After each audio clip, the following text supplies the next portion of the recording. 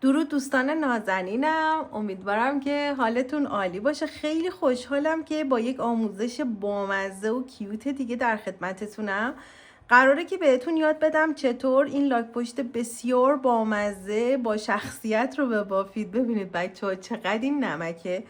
و اینکه من تصمیم گرفتم که این لاک پشت رو برای یلدا آموزشش رو بذارم که اگر دوست داشتید هدیه بدید به عزیزانتون. خب یک واقعا چیز خاصی هست و همه دوستش دارن. من اینو به هر کس نشون دادم واقعا عاشقش شد.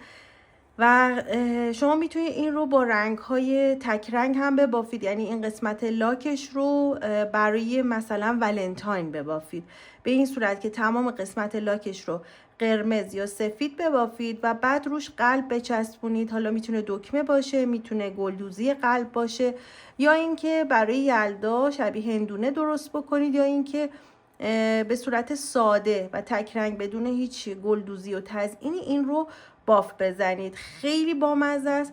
برای چشماش هم میتونید از این چشم‌های این مدلی استفاده کنید یا از چشم‌های معمولی یا اینکه فقط دکمه استفاده بکنید. حالا بریم ببینیم که چه چیزهایی من استفاده میکنم. ببینید بچه‌ها، برای بافت این مدل کار که من با نخ از این نخ‌های مخملی باف میزنم، 2 تا قلاب احتیاج دارید. قلاب شماره 5.5 و قلاب شماره 6.5. خب پس اینو در نظر داشته باشید، چون سرش رو با قلاب کوچیک‌تر میبافیم، دستهاشو با قلاب بزرگتر میبافیم. پس 2 تا قلاب که اختلافش 1 میلیمتر هستش، یعنی این 5.5 میلیمتره و این یکی هم 6.5 میلیمتر هست. حالا شما میتونید این مدل کار رو با کانوا هم ببافید، یعنی حتما نباید با نخ مخملی باشه. اگر با کانوا بافتید مثلا قلاب شماره 2.5 و 3.5 رو انتخاب بکنید. البته بستگی به نوع کانواتون داره. خب برای چشماش ببینید من از این مدل چشم ها استفاده کردم. این مدلی ها که اینطوریه، قسمتش کاغذ اکلیلی داره و از این محافظ ها هم داره که من این محافظ ها رو نمیدونم خیلی محکم، انقدر محکم بود نمیتونستم وارد کنم، با چسب چسبوندم. و شما میتونید از چشم های معمولی تر هم استفاده کنید. مثلا اگر دکمه کوچولوتر از این خیلی بزرگه، میتونید دکمه کوچیکتر از این داشته باشید، مثلا تو این سایز ها یا کوچیکتر حتی استفاده بکنید. دیگه تزییناتش به خودتون بستگی داره. برای بافت این لاک پشت من از نخ رنگ قرمز استفاده کردم. بعد برای قسمت سر و دستاش از این رنگ سبز خیلی ملایم استفاده کردم. یک رج اینجا سفید بافتم به خاطر اینکه خب شبیه هندونه بشه. و برای لبش من نخ مخملی نداشتم، از این مدل نخهای مکرومه داشتم که با این یک رجش رو باف زدم. خب پس این چیزهایی هست که شما احتیاج دارید و همچنین برای پر کردنش هم از این الیاف نیاز دارید. خب بریم شروع کنیم بافتشو. خیلی بامزه است، انقدر خودم دوستش دارم، انقدر شخصیت داره. خب ما باید 4 تا دست براش ببافیم، دست و پاشو ببافیم که این شکلی هست. من 3 تاشو بافتم برای شروع بافت. خب برای دست ها ما از قلاب شماره 6.5 استفاده میکنیم، یعنی قلاب بزرگتره رو برمیداریم. خب یه دونه هم مارکر داشته باشید بد نیست. این هم مارکرم دیگه. الان همه چی کامل شد. خب ما باید 2 تا زنجیره بزنیم، چون که با کانوای مخمل داریم باف میزنیم. بچه ببینید زنجیره‌ای که میزنم اینطوریه. قلابو اینجا میذارم، یه پیچش میدم. خب و بعد 1 و 2 تا زنجیره میزنم. زنجیره‌ای که نزدیک به قلاب هست رو رها میکنم و توی این زنجیره 8 تا پایه کوتاه میبافم. خب 1 2 3 4 5 6 7 و این هم 8 تا پای کوتاه. ببینید من 2 تا زنجیره با این روش زدم به خاطر اینکه جمع کردن نخ مخملی با ماجیک رینگ یکم سخته. خب این مدل ببینید اینطوری راحت تر جمع میشه. حالا خیلی هم باز شد، نباید میذاشتم اونقدر باز بشه موقع باف. خب ببینید من این رو آروم میکشم و اون به این صورت اون زنجیره اول رو اینطوری جمعش میکنم. خب پس اگر به شیوهی که من بهتون آموزش دادم زنجیره رو بزنید، زنجیره قابل جمع شدن هست و اینجا کامل بسته میشه. الان ببینید 2 4 5 6 7 و 8. این هشتمین پایه‌ای هست که بافتیم، یعنی اولین پایه است از این طرف. خب حالا میخوایم بریم رج 2 رو باف بزنیم. این باف اسپایرل هست، یعنی به صورت دورانی و مارپیچی هستش. خب توی هر کدوم از این پایه ها باید 2 تا پایه ببافیم. خب از همینجا شروع میکنم و 2 تا پایه میبافم و از اینجا مارکر رو میذارم. اولین پایه رو که بافتم مارکرش رو میذارم، توی این پایه 2 تا میبافم. ببینید توی این پایه 1 و 2، تو پای بعدی هم به همین صورت 8 مرتبه این افزایش رو انجام میدم و در انتها 16 تا پایه خواهیم داشت. 8 2 تا میشه 16 تا به این صورت.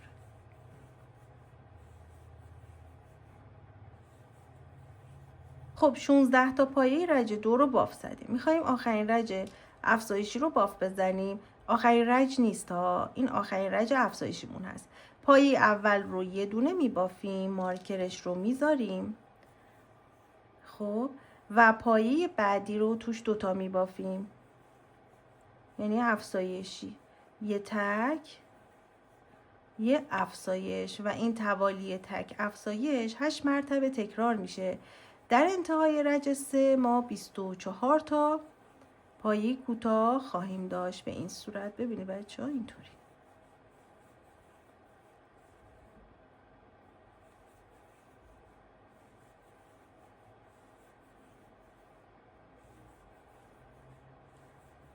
خب رج 3 رو باف زدیم. رج 4 بدون اینکه افزایشی بدیم دونه دونه تو تمام این 24 تا پایه باید باف بزنیم و در انتهای این رج هم 24 تا پایه خواهیم داشت. ببینید دونه دونه هر کدوم از این پایه ها رو میبافم.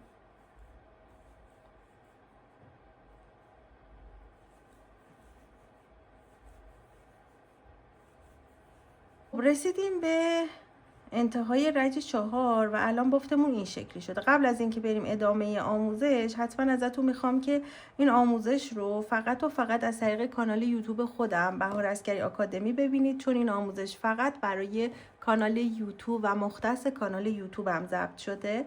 و اینکه دوستان نازنینم اگر علاقه من هستید به این آموزش ها حتما این کانال رو سابسکرایب کنید، چون که آموزش های متنوعی رو توی این کانال در خدمتتون هستم. خب حالا ما قراره این قسمت بافتمون رو اینطوری جمع بکنیم. خب به این صورت این نخ اضافه رو وسط کار میذارم، این مارکر رو بر میدارم و میام توی پایه اول، همون پایه که مارکر بود، قلاب رو وارد میکنم و توی این پایه که روبروش هست، ببینید این پایه، این همه پایه ها رو دو تا روبروی هم باید بیام و به هم وصل کنم. چطور؟ با یه دونه پایه کوتاه. این دوتا رو به هم وصل کردم. خب بعد میام اینجا این پایه و این پایه رو با هم روبروی هم میگیرم و پایه کوتاهش رو میزنم. ببینید باید 2 تا لوپ این پایه و 2 تا لوپ این پایه روی قلابم باشه و بعد پایه کوتاه اینطوری به این صورت. یک رج هم اینجا به این شکل در میاد و بافت ما اتصالش صورت میگیره به این صورت. امروز هوا بارونی بود و خیلی زود تاریک شده هوا و من مجبور شدم که نور روشن کنم. اگر صدای فن میشنوید صدای فن نور هستش که برای اینکه کیفیت آموزش بهتر بشه از عذرخواهی میکنم به خاطر اون صدا. ببینید این نخی که اینجا هست یه دونه زنجیره میزنید. خب نختون رو کات میکنید، اینطوری در میارید، نخ رو میکشید و این حالت پیراشکی شد. خب از اینجا هم قلابتون رو وارد میکنید و این نخ رو از اینجا در میارید و به داخل کار هدایت میکنم. با سوزن هم میتونید این کار انجام بدید ها، ولی با قلاب هم میشه. ببینید این شکل. خب حالا این نخ رو من کات میکنم به این صورت. خب از این باید 4 تا ببافید که 2 تا برای دست ها و 2 تا برای پاهاش هستش. خب حالا بریم سراغ سرش که با این رنگ هست. سرش رو هم ببافیم و برای سرش شما قلاب شماره کوچیکتر رو برمیدارید. من میخوام سرش رو ببافم، با قلاب شماره 5.5 باف میزنم که انسجام سر بیشتر باشه، چون سر پر میشه، نمیخوام خیلی دیده بشه اون سوراخ‌هاش و اینها. حالا برای سرش باید بیایم و به همون شیوهی که بهتون آموزش دادم 2 تا زنجیره بزنید، 1 و 2. خب توی زنجیره اولی که زدید 6 تا پایه کوتاه میبافید. ببینید بچه ها توی سر با 6 تا پایه شروع میشه. خب 1 2 3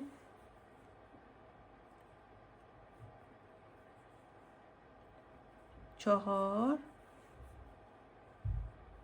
5 و این هم از 6مین پایه. حتما توی این قسمت نخ رو بکشید و این بخش رو کامل جمع کنید. ببینید 2 3 4 5 6 قلاب رو باید اینجا وارد کنم. رج 2 توی هر کدوم از این پایه ها 2 تا پایه داریم، میشه 12 تا پایه. خب بذارید من 2 تا لوپش رو باید درگیر باف بکنیم. قلاب رو باید طوری وارد کنم، این لوپ رو بیارم بالای ذره اینطوری. حالا از این طرف راحت قلاب رو وارد میکنم. این نخ رو هم لابلای بافتم مخفی میکنم به این صورت.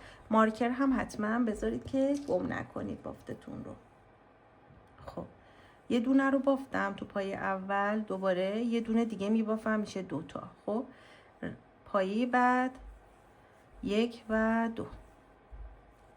خب پایه بعد 2 تا، به همین ترتیب 6 مرتبه افزایش داریم.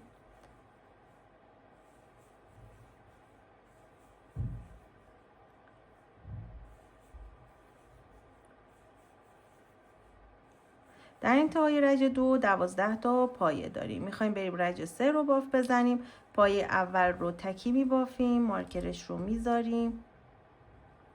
پایه بعد رو افزایشی میبافیم، یعنی 2 تا پایه توش میبافیم. پایه بعد تکی هست، پایه بعد افزایشی. ببینید اینطوری پایه تکی افزایشی و 6 مرتبه این توالی تکرار میشه. در انتهای این رج 18 تا پایه دارید. ببینید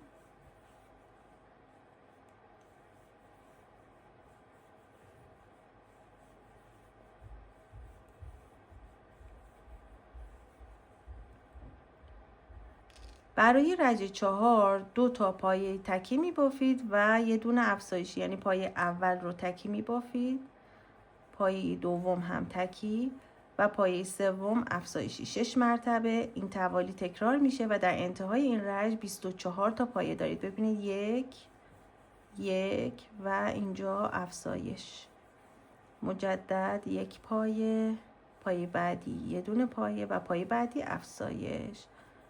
اینو تا انتها تکرار کنید و در انتها 24 تا پایه خواهید داشت.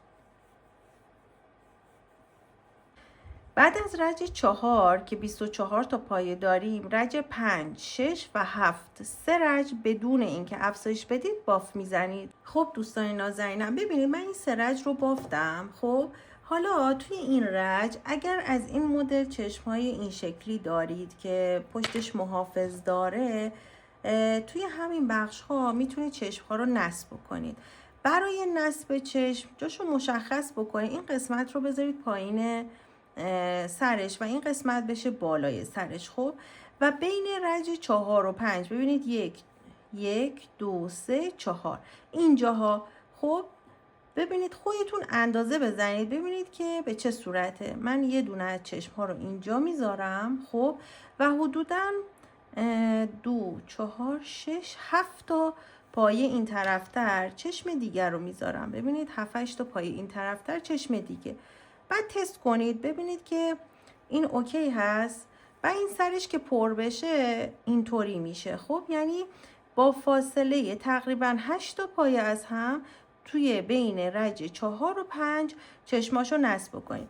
از این مدل چشم ها هم داشتم، اینا بامزه میشه. ببینید اگر بخواید مثلا نصب بکنید اینها هم قشنگه، ولی خب متاسفانه این چشی که من داشتم خراب بود این دکمه و نمیشه ازش استفاده کرد. خب پس من این مدل رو انتخاب کردم، ولی باز این بست هاش یک کمی شله، یعنی وقتی میزنم میفته. پس سعی میکنم که با چسب اینو مهار کنم، چسب حرارتی میزنم که این قشنگ اینجا فیکس بشه و مشکلی پیش نیاد.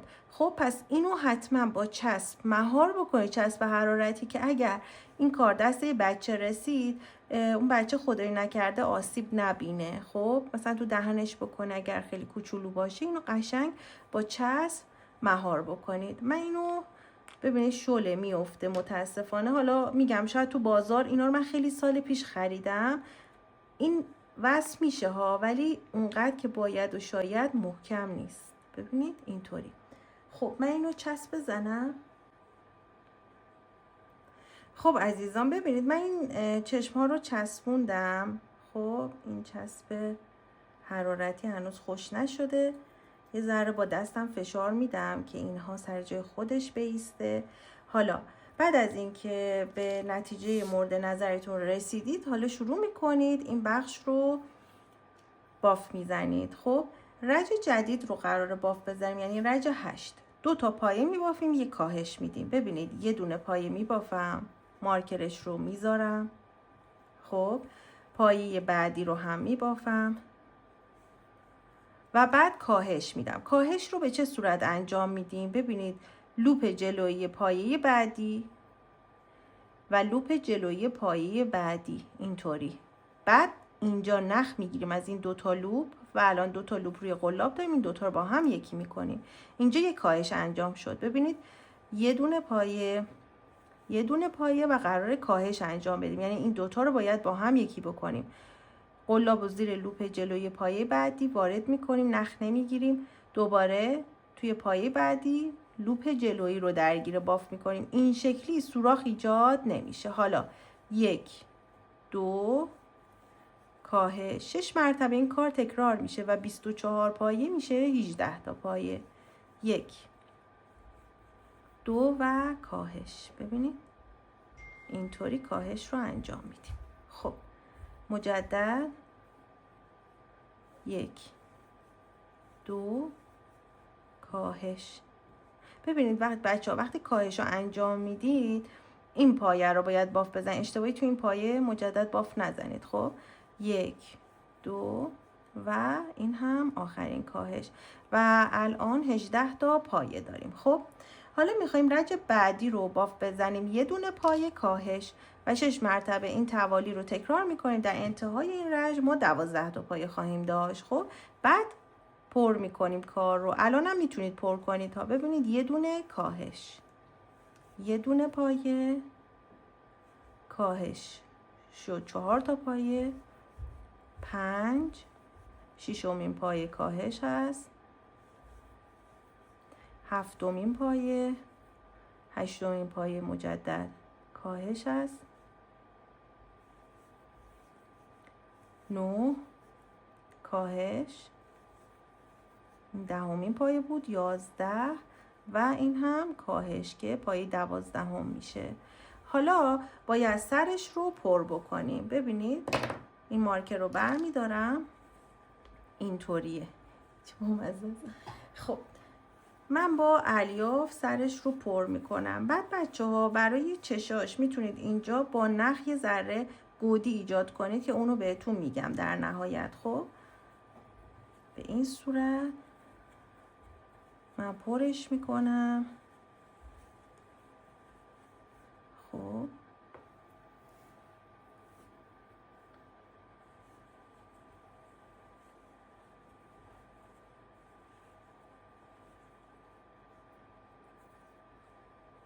این شکل.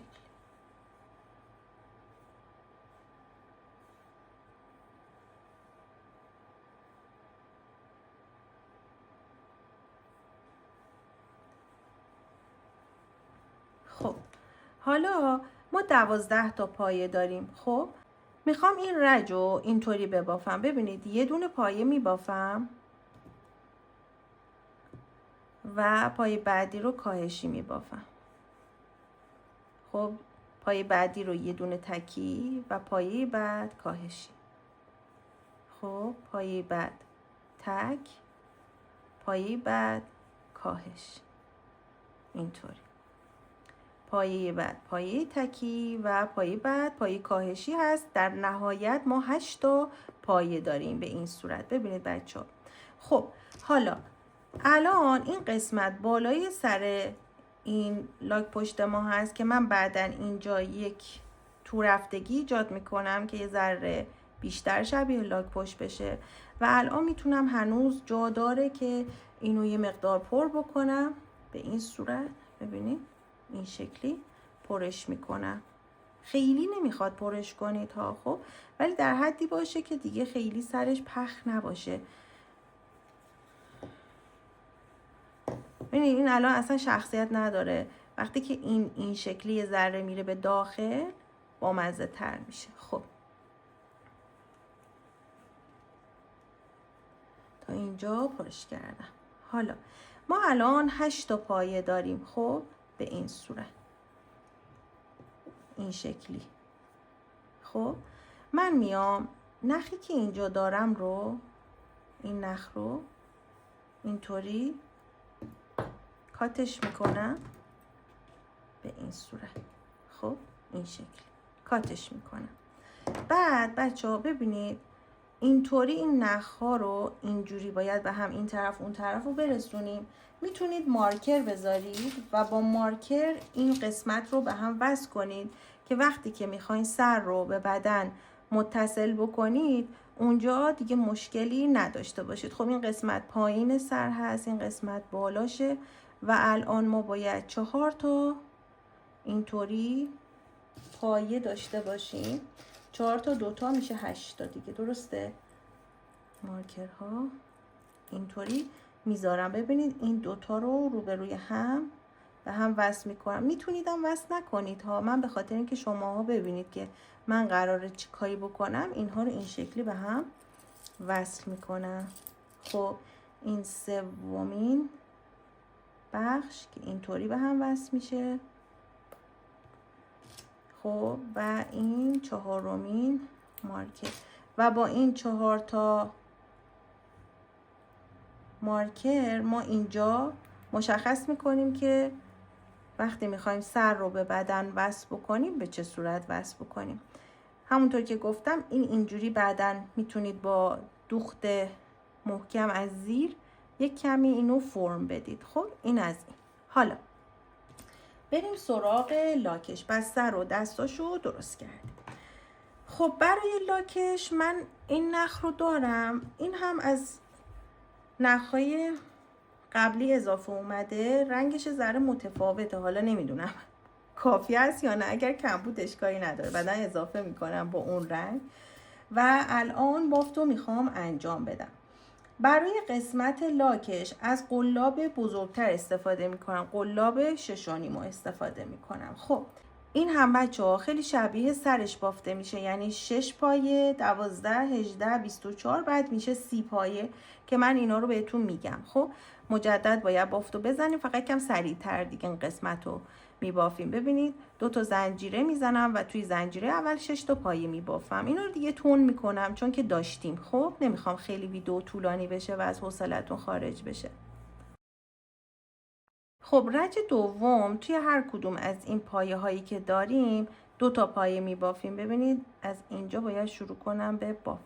اینجا 2 تا پایه میبافم، 1 2 پایه بعدی هم 2 تا و در انتهای رج 2 12 تا پایه داریم. رج 3 میرسیم و باید توی رج 3 پایه اول رو تک ببافیم، پایه دوم رو افزایشی ببافیم. این کار رو 6 مرتبه تکرار کنیم. در انتها 18 تا پایه داریم. پس یه دونه تک، یه دونه افزایش. مارکر هم بذارید اگر سختتون هست. خب به این صورت یه دونه تک، یه افزایش. 6 مرتبه این کار تکرار بشه. 18 تا پایه داریم. خب رج بعدی باید 2 تا پایه ببافیم و یه افزایش 6 مرتبه این کار تکرار میشه. در انتهای این رج ما 24 تا پایه داریم. 2 تا رو بافتم، الان افزایشی رو میبافم. مجدد 1 پایه، 1 پایه افزایشی و 6 مرتبه این کار تکرار میشه. رج بعدی باید 3 تا پایه ببافیم و افزایش بدیم. 6 مرتبه این کار تکرار میشه و در انتها 30 تا پایه داریم. ببینید 3 تا پایه بافتم، اینجا افزایشش رو میزنم. مجدد 1 2 3، اینجا افزایشش رو میبافم و 6 مرتبه تکرار. در انتهای این رج 30 تا پایه دارید. خب میرسیم به آخرین رج افزایشیمون. آخرین رج افزایشی هست، آخرین رج بافتمون نیست. خب توی این رج میایم و اول افزایش رو میبافیم، بعد 4 تا پایه میبافیم به خاطر اینکه این افزایش رو هم نیفته. اول افزایشی بافتم، بعد 1 2 3 و 4. خب دوباره افزایشی 1 2 3 و 4. این کار 6 مرتبه تکرار میشه. در انتهای این رج ما 36 تا پایه داریم.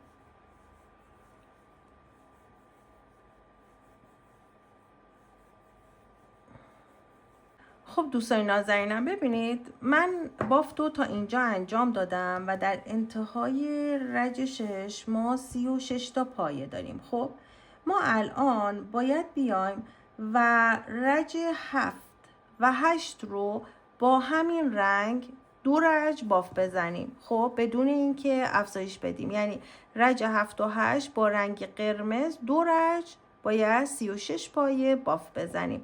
بعد رج بعدیش با رنگ سفید باف میزنیم. خب اون هم 36 پایه. حالا من این 2 رج رو میبافم بدون اینکه افزایش بدم. ببینید 1 2، همینطور دونه دونه دور تا دور 36 تا پایه برای 2 رج میبافم.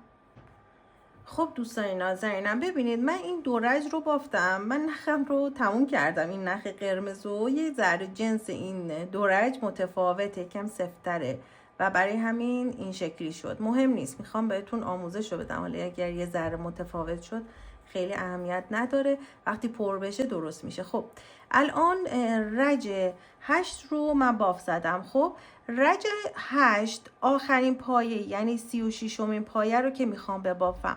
توی این مرحله خب میام و نخ سفیدم رو وصل میکنم.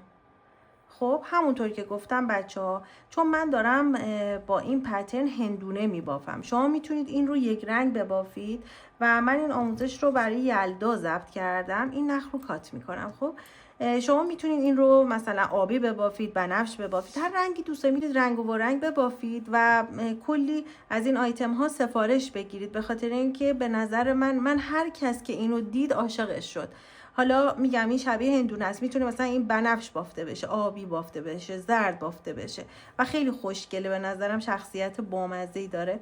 خب یه رج دیگه میخوایم با همین رنگ سفید و با همین تعداد پایه ببافیم، یعنی 36 تا پایه ببافیم بدون اینکه افزایش بدی. ببینید این نخا رو هم لابلای بافتم، مخفی میکنم و فقط یه رج با این رنگ میبافیم. خب ببینید دارم دونه دونه این پایه ها رو میبافم. خب این رج بافته میشه. بعد هم رج آخر که با رنگ سبز تیره تر میبافم. باز هم شما میتونید رنگ نختون رو تغییر ندید و با همین نخی که داشتید قسمت بالا رو میبافتید، این رج هایی که من دارم بهتون میگم رو ببافید. خب اینجوری نیست که این رج ها رو حذف بکنید، ولی اینها باید بافته بشه که فرم قشنگی رو بگیره. خب من اینو تا آخر ببافم.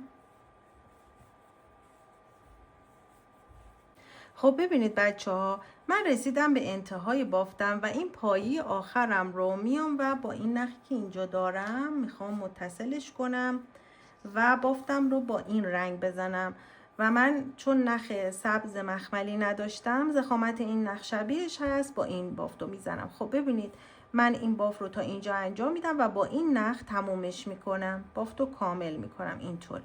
خب به این صورت. حالا این نخ سفید رو کات میکنم اینطوری.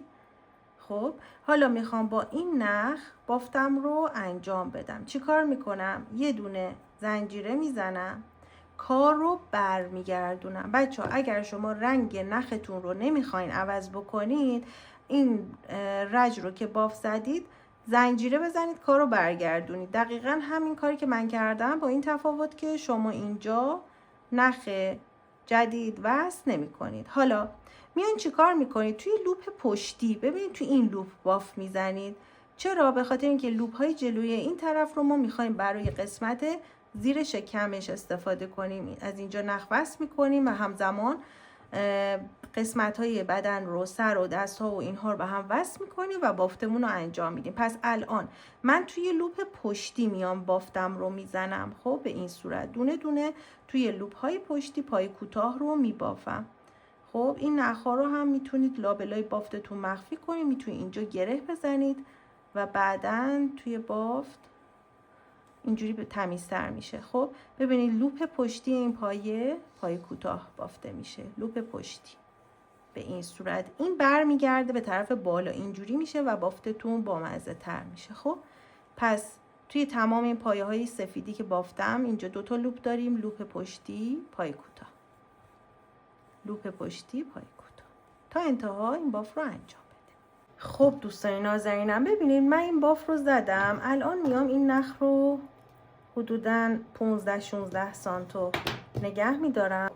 حالا من این نخ رو اینطوری در میارم. خب و میام اینجا ببینید بچه ها، من میام توی پایه دوم، تو پایه دوم قلابم رو وارد میکنم اینطوری، نخ رو میام و ببینید این پایه اول رو رها میکنم، تو پایه دوم میام این نخ رو اینطوری وارد میکنم، بعد این نخ رو میام و ببینید این پایه‌ای که این نخ رو ازش پایه آخر ازش در اومده بود میام و اینطوری میکشم از اینجا و روی این پایه اول اینجا. خب من اینجا یه دونه دیگه مجدد گندمی ایجاد کردم، اینو گره میزنم. خب و بعد لابلای بافتم توی قسمت کار، انتهای کار این نخ رو مخفی میکنم. خب به این صورت این قسمت برای اینکه تمیزتر در بیاد این کار کردم. الان شله، خب ببینید این نخ شله، یه ذره میکشمش و این نخ رو محکم میکنم به این صورت. این دوتا رو به هم گره میزنم. خب حالا صورت شد.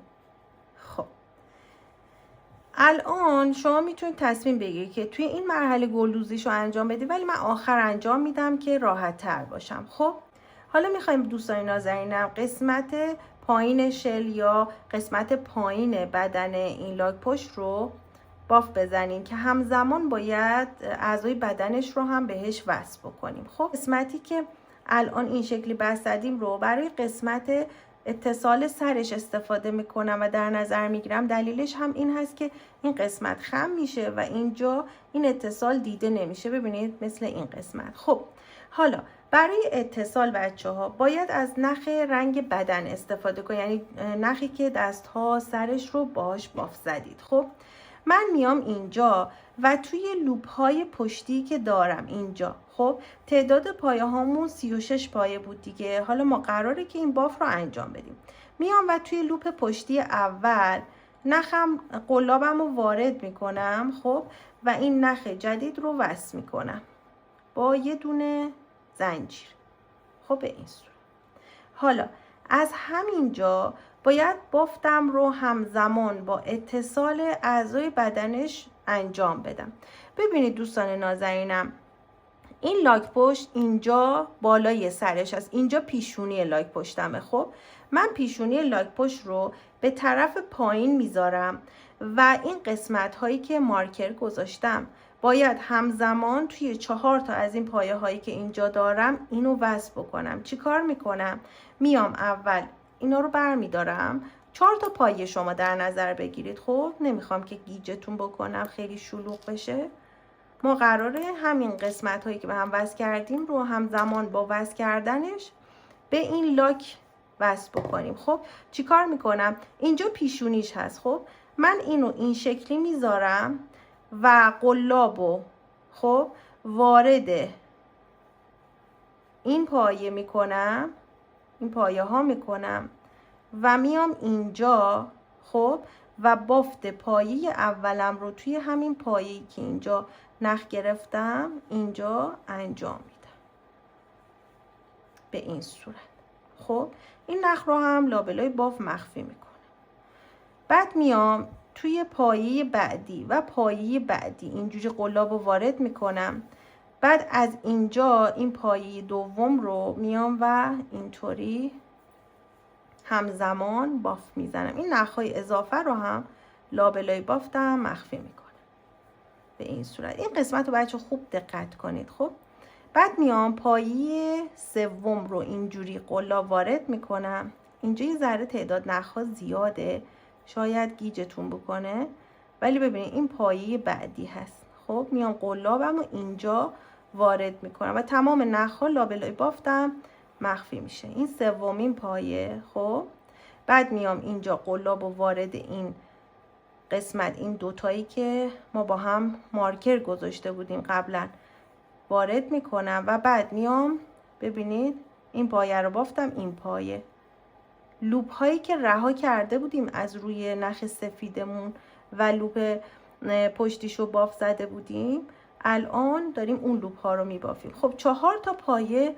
من این سر رو نصب کردم. ببینید الان اینجا قسمت سر لاک پشتمون هست که حالا بعدا یه ذره بهش فرم میدم، از این حالت بی‌مزه‌ای در میاد، اینجوری میشه بامزه، میشه مثل این. خب حالا بعد از اینکه این قسمت ها رو وصل کردم میام و ببینید من هنوز اینجا یک دونه از این پایه ها رو میتونم بگیرم. خب میام با 5 تا پایه نصب میکنم.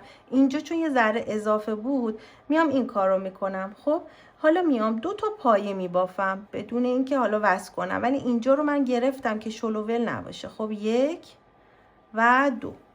اگه شما اینجا شلوول نبود و پایه نداشتید میتونید فقط 2 تا پایه ببافید. خب حالا باید دستش رو وصل بکنم. ببینید ما باید این قسمت هلال دست، این قسمت هلال دست رو به صورتش باشه. ببینید اینجا رو ببینید رو به صورتشه. خب و از این قسمت بالا 1 2 3 تا پایه، سومین پایه رو اینطوری بذارم و قلاب رو وارد این پایه بکنم، بعد وارد این پایه و ببافم. بعد پایه بعدی بافته میشه، پایه بعدی وارد این دست میشه و بعد بافته میشه. خب این هم از اتصال دستش ببینید اینطوری شد. پس من از 3 تا پایه پایین تر برای دستش بافتم رو انجام دادم. حالا 6 تا پایه اینجا ببینید اینو بافتم. میام پایه بعدی 6 تا پایه بین دستاش فاصله است. 1 خب 2. ببینید از این قسمت ها که باف زدیم میتونید تعداد رو بشمارید. 3 4 5 و این هم از 6مین پایه. خب حالا میخوام پاشو وصل بکنم. خب پاشم ببینید این قسمت هلال رو به صورتش باید باشه. خب برای وصل پاشم دقیقا همین کار رو میکنم. ببینید من باید این رو اینطوری برگردونم از اینجا. خب از اینجا این قسمت هلال سومین پایه 1 2 3 قلاب رو وارد این قسمت بکنم و بعد وارد این پایه بکنم ببافمش. مجدد پایه بعدی از پا و پایه بعدی از بدن، پایه بعدی از پا و پایه بعدی از بدن. این هم اتصال پای این طرفی شد. پس این طرف رو این شکلی وصل کردم. ببینید هلال به طرف صورتش هست. بعد از اتصال این قسمت پا حالا باید 3 تا پایه ببافیم. ببینید 1 2 و 3. خب این 3 تا پایه رو که میبافیم میرسیم به این قسمت پایه های روبروی سرش. خب حالا میام 3 تا زنجیره میزنم، میخوام دومش رو ببافم. 1 2 3. این 3 تا زنجیره رو که زدم یه زنجیره رها میکنم و از اینجا زنجیره دوم میام یه دونه پایه و تو زنجیره اول که باف زده بودم میام و ببینید اینجا یه دونه دیگه پایه میبافم و این میشه دومش. خب این برای دومش هست. حالا هم اینجا و شروع میکنم به بافتن 3 تا پایه. 1 2 و 3. الان باید پای این طرفی رو وصل بکنم. ببینید بچه ها، هلال باید به طرف صورت باشه، یعنی اینطوری. خب و من باید برای این قسمت که قرینه این قسمت دقیق در بیاد اینطوری باید این اتصال انجام بشه دیگه، درسته؟ برای همین از قسمت بالاترین بخش این هلال میام و اتصال رو انجام میدم. خب اینطوری نیست که بیام از اینجا انجام بدم، برای این طرف از بالاترین قسمت هلالم این طرف هست. خب قلاب رو وارد میکنم تو پایه بعدی، قلاب وارد میشه و یه دونه پایه بذاره سفتر کنم. نه خب اینجا ببینید یه دونه پایه، بعد توی این پایه وارد میشه، پایه بعدی رو میبافم میشه 2 تا پایه و تو پایه سوم قلاب وارد میشه و پایه بعدی 3 تا پایه. ببینید این الان دقیقاً روبروی این در اومد. خب حالا میام اینجا اینو بافتم، حالا باید 6 تا پایه ببافم. 1 2 3 4 5 و 6 تا پایه میبافم.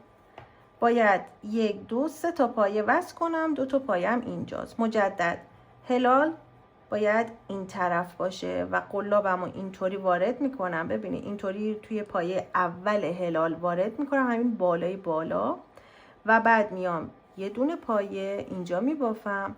بعد تو پایه دوم هلال وارد میشه قلاب، دومین پایه رو میبافم.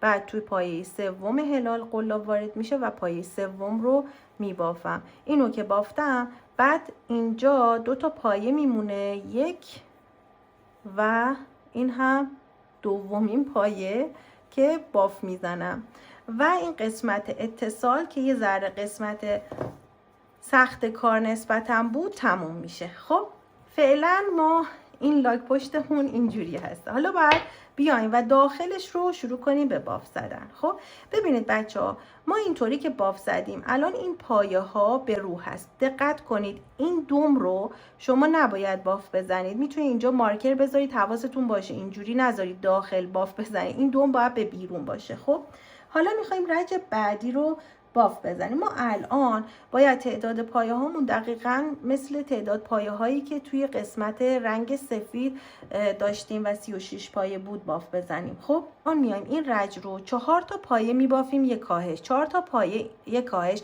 و ما میخوایم این قسمت شکم رو جمع بکنیم، پس باید هر رج 6 تا پایه کم بکنیم. خب من از قسمت اول میام اینجا اولین پایه، خب شروع میکنم به بافت.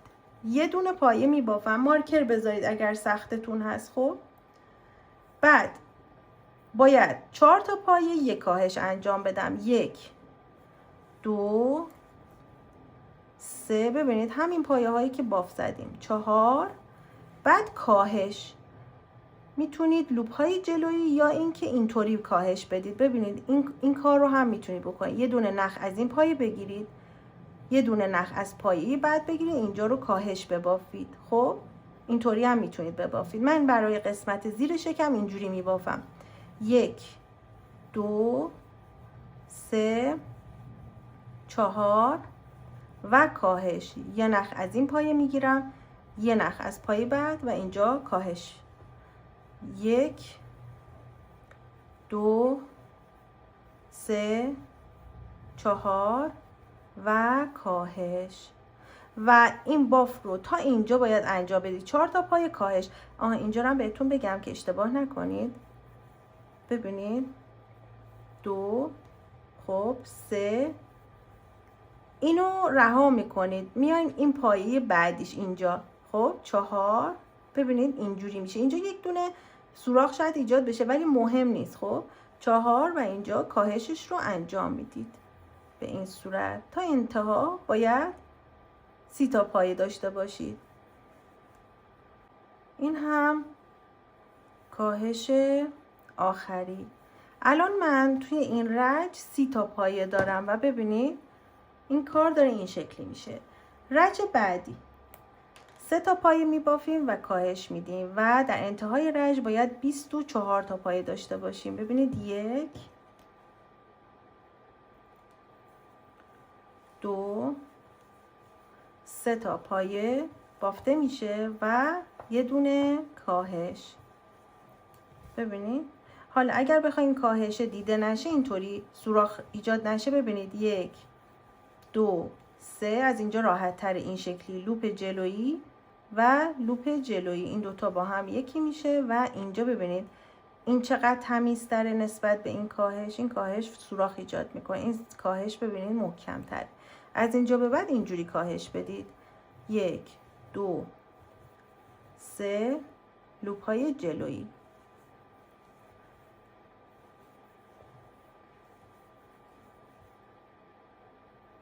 خب تا اینجا بافتمون این شکلی شد. دوستان نازنینم اگر این مدل آموزش ها رو دوست دارید حتما لایک بکنید و بر من کامنت بذارید. من شاید نتونم همه کامنت های پر محبتتون رو پاسخ بدم، اما همه رو میخونم و باعث افتخارم هست که در خدمتتون هستم. حمایت های شما از این کانال و دیدن ویدیوها و همچنین دیدن تبلیغاتی که پخش میکنه به رشد این کانال کمک میکنه. من انرژی میگیرم که آموزش های بهتر و بیشتری هم براتون ضبط بکنم. خب بریم رج بعدی و قراره که ببینید 1 2 و کاهش 6 مرتبه این کار باید تکرار بشه. در انتهای این رج ما 18 تا پایه داریم. ببینید 1 2 کاهش 1 2 کاهش 1 2 کاهش 1 2 کاهش. من اینو اینجوری همه‌شو ضبط کردم که ببینید که به چه صورته. 1 2 و آخرین کاهش و 18 تا پایه داریم. حالا باید این قسمت شل یا لاکش رو پر بکنیم. خب با الیافی که داریم داخلش رو پر بکنیم. نکته مهم این هست که بچه ها برای پر کردن این قسمت شل فقط این قسمت باید پر بشه، شکمش رو چاق نکنید. خب فقط باید این قسمت شکمش باید تخت باشه. خب فقط لاکش پر بشه. این قسمت دومش هم که سوراخ داره میتونید بعدم با همین نخ یه دونه کوک بزنید اینجا و نخ رو مخفی بکنید. ببینید من الان این رو این شکلی پر میکنم و چک بکنید که از بالا قشنگ باشه. خب این نخی که دارید باف میزنید رو نشکافید، شکافته شو داره. خب این الان اینجوری شد. ببینید داره فرم میگیره. یه ذره دیگه هم اینجا الیاف دارم پرش بکنم و تمام. خب حالا بریم بقیه بافت رو انجام بدیم. این نه کاهشش شکافته نشد. خب حالا باید بیایم و یه دونه پایه ببافیم و بعد این دوتا رو با هم یکی بکنیم و 6 مرتبه این کار تکرار بشه. یه پایه یه کاهش که بشه 12 تا پایه. ببینید یه دونه پایه یه کاهش اینطوری به این صورت.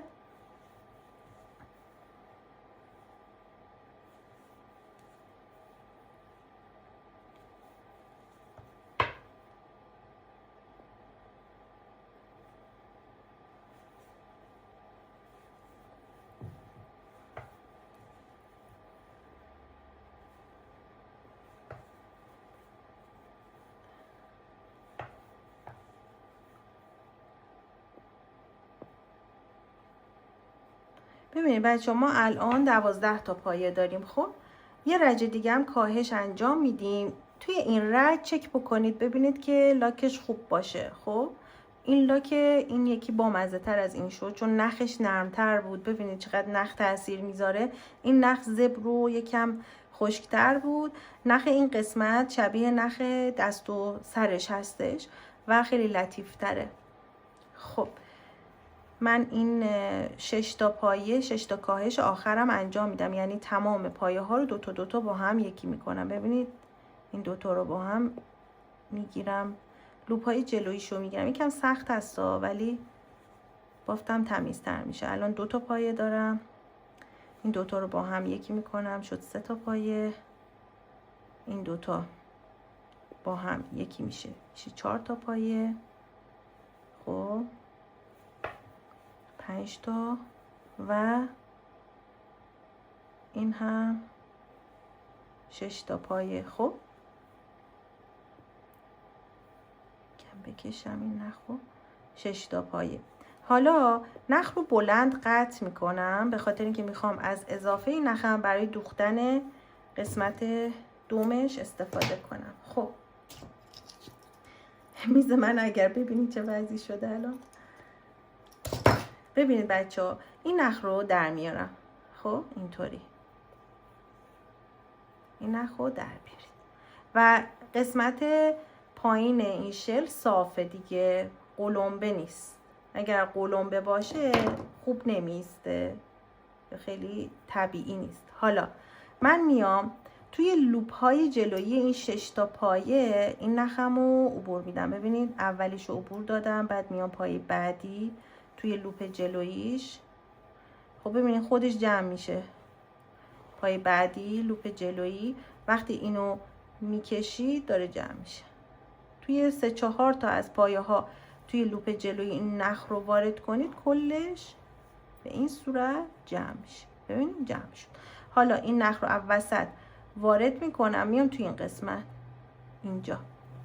خب به این صورت میام اینجا و این قسمت دومش رو میتونم یه دونه کوک بزنم که این الیافش دیده نشه و کار غیر حرفه‌ای نباشه. اینطوری ببینید چون نخمون مخملیه دیده نمیشه اگر این کارو بکنی. یا مثلا اینجا یه سوراخ ایجاد شده، میتونم بیام و ببینید این دومشه، اینجا این نخو از این زیر عبور بدم و این قسمت رو پر بکنم. اینها تمیزکاری هاست که میتونید انجام بدید. خب حالا بچه ها من میخوام با همین نخ بیام این طرف و قسمت چشاشو چون نخو بلند گرفتم میام اول اینجا زیر گلوش. خب نخم رو فیکس میکنم.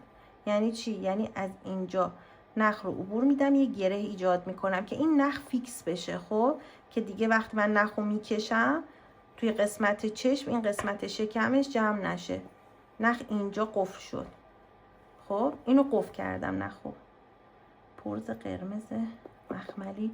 خب حالا میام اینجا.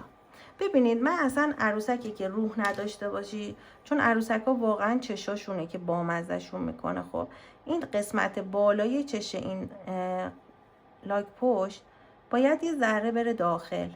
خب اینطوری و من میام از اینجا سوزنم رو وارد میکنم جایی که بتونم. خب ببینید من میام از اینجا سوزن رو وارد میکنم و از اینجا خب میام و ببینید از این طرف اینو در میارم و میکشم. ببینید اینطوری و بعد میام اینجا و توی قسمت پایین دهنش اینجا. ببینید با اختلاف یک رج من این نخ رو اینجا میکشم. خب دیگه این به خودتون بستگی داره که دوست دارید این قسمت لاک پشت قسمت پایین چشش بره تو، قسمت بالا بره تو، ولی به نظرم الان اوکی هست. قسمت پایین دهنشم یه حفره ایجاد میکنم. ببینید میارمش بالا که یه ذره بامزه تر بشه. ببینید اینا توی قیافه این لاک پشت خیلی تاثیر میذاره این کارا.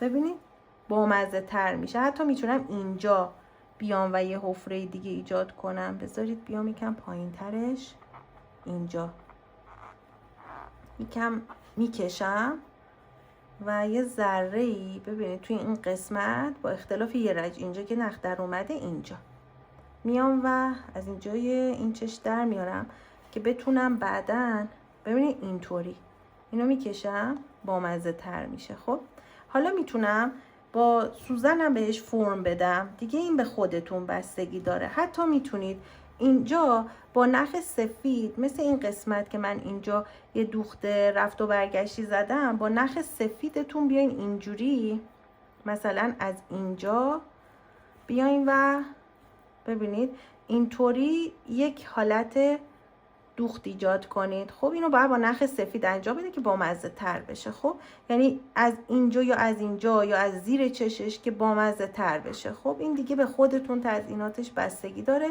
من اومدم برای این از این قسمت ببین اینجا اومدم این نخ سفید رو این گوشه ها اومدم و دوخت زدم. خب حالا نخ سفیدم رو بعدن اضافه میکنم، شاید هم اضافه نکنم، من یه ذره به این فرم بدم، پیشونیشو یکم بلندتر میکنم بامزه تر میشه دیگه. این قسمت های فرم دهی به خودتون بستگی داره که چقدر میخواین لب داشته باشه، لپاشو بزرگ کنید اینطوری. هر کدوم از اینایی که میبافید یه شخصیتی دارن، یه کیوتی خاصی دارن. خب حالا من فعلا توی این قسمت با این نخم کاری ندارم و این نخ رو لابلای بافتم مخفی میکنم چند دور و بعد کاتش میکنم. خب به این صورت. برای این قسمت لاکش اگر از این اسمشو نمیدونم دکمه است یا حالتهای اشکی هست، میتونید از اونها که شبیه دونه هندونه است. خب از اون سنگکاری هایی که رو لباس میشه اگر تو خونه داشته باشید میتونید بچسبونید. اگر دلتون بخواد میتونید نمد مشکی رو بیاین و روی این قسمت ها حالت دونه هندونه بذارید و بچسبونید، یا اینکه مثل من گلدوزی کنید که به نظرم اگر نخ مشکی داشته باشید یکی از راحت ترین و ارزون ترین روش هاست. خب بچه ها ببینید من نخ مشکی برداشتم. هر مدل نخی دارید مهم نیست، میخواد مخملی باشه میخواد نخ کتان پنبه باشه. خب من میام از قسمت زیر شکمش خب شروع میکنم پوک زدن به صورت دور تا دور. خب اینطوری من نخ و دولا برداشتم. خب به خاطر اینکه این الیاف در نیاد شما اینطوری ببینید از این طرف این نخ رو اینطوری بگیرید و اینطوری. حالا از همینجا خیلی سعی کنید که رو به بافتتون باشه، خیلی داخل الیاف سوزنتون رو وارد نکنید. خب یه ذره میای این طرفتر، باز هم یه ذره از الیاف در میاد. سعی کنید که اینها رو هدایت کنید به داخل. خب بعد میاین توی این قسمت از اینجا در میارید و همینطور هر چقدر دلتون بخواد این گلدوزی رو انجام میدید. ببینید همینطور دور تا دور. بعد میان قسمت بالاتر میتونید بین هر کدوم از این گلدوزی هایی که انجام دادید مثلا توی این ردیف اینجا بین این دوتا و میتونید به صورت رندوم گلدوزی رو انجام بدید یا اینکه فرم دقیقی داشته باشه. اینم از آموزشمون بچه‌ها. من اینو تموم میکنم. نختون رو لابلای بافتتون مخفی کنید و بعد هم حتما عکس کاری خوشگلتون رو برای من بفرستید. اگر دوست دارید عضو گروه رفع اشکال بشید حتما توی اینستاگرام به من پیام بدید یا میتونید کلمه گروه رو توی یکی از پست هایی که توی اینستاگرامم دارم بنویسید و لینک گروه رفع اشکال براتون ارسال میشه. ما هفته 5 روز رفع اشکال رو داریم و اگر تمایل داشته باشید میتونید اونجا سوالی داشتید یا نیاز به کمک داشتید برای آموزش هایی که توی یوتیوب براتون میذارم من در خدمتتون هستم. یه نکته دیگه بهتون بگم بچه‌ها، توی گلدوزی که انجام میدید به هیچ عنوان نختون رو محکم نکشید که کارتون دفرمه نشه. خیلی آروم این دوخ رو انجام میدید. خب ببینید من همینطوری که با شما حرف زدم این گلدوزی رو هم انجام دادم. خب این نخم اینجا کوچیک شد، کوتاه شد، یعنی میام و اینو اینجا کات میکنم.